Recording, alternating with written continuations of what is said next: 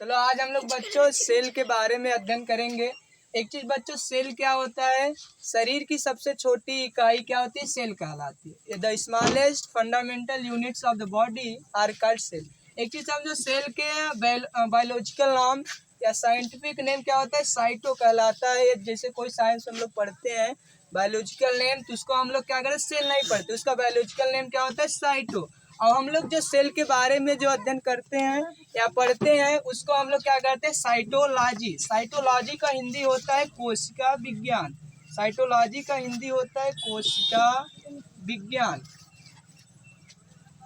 सबसे पहले Robert Hooke ने मृत कोशिका की खोज की, इसलिए कोशिका का खोज रॉबर्ट हुक को मतलब माना जाता है। कोशिका के जनक रॉबर्ट हुक को कहा जाता है। रॉबर्ट हुक ने सबसे पहले कार के टुकड़े में, एक छोटे से कार के टुकड़े में मधुमक्खी जैसी संरचना देखी और उसी को क्या कोशिका का नाम दिया। और सबसे पहले सन 1665 ईस्वी में कोशिका का खोज रॉबर्ट हुक ने किया, इसलिए कोशिका का जनक रॉबर्ट हुक को माना जाता है। जीवित कोशिका का खोज एंटोनी वान ल्यूवेनहॉक ने किया और कोशिका सिद्धांत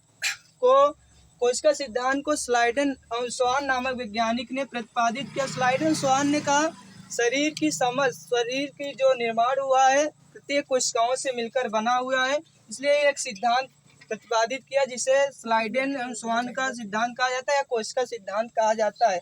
शरीर सबसे छोटी कोशिका माइकोप्लाज्मा होता है, जैसे एक मानव में होता है, दूसरा ओवरऑल में होता है। ओवरऑल में सबसे छोटी कोशिका माइकोप्लाज्मा को कहा जाता है और पूरे मतलब ओवरऑल में सबसे बड़ी कोशिका शुतुरमुर्ग का अंडा कहलाता है। मानव में सबसे छोटी कोशिका नर शुक्राणु अर्थात स्पर्म कहलाता है। मानव में सबसे बड़ा कोशिका अंडाणु कहलाता है।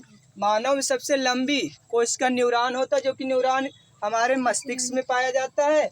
और विभाजन रहित कोशिका भी न्यूरॉन कहा जाता है। जैसे हम लोग हेलमेट लगाते हैं, हेलमेट इसलिए लगाते हैं कि सर में क्या होता है? लग जाता है। न्यूरॉन कोशिका क्या होती है?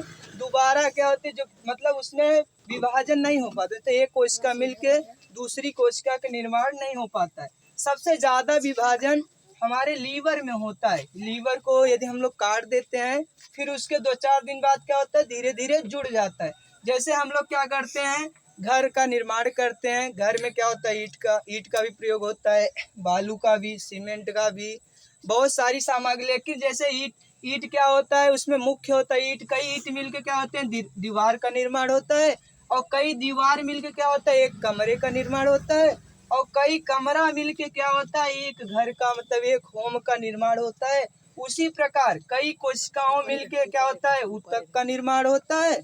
और कई ऊतक मिलके क्या होते हैं? अंग मतलब क्या होता है? ऑर्गेन्स। और कई अंग मिलके क्या होता है? हमारे शरीर का निर्माण होता है।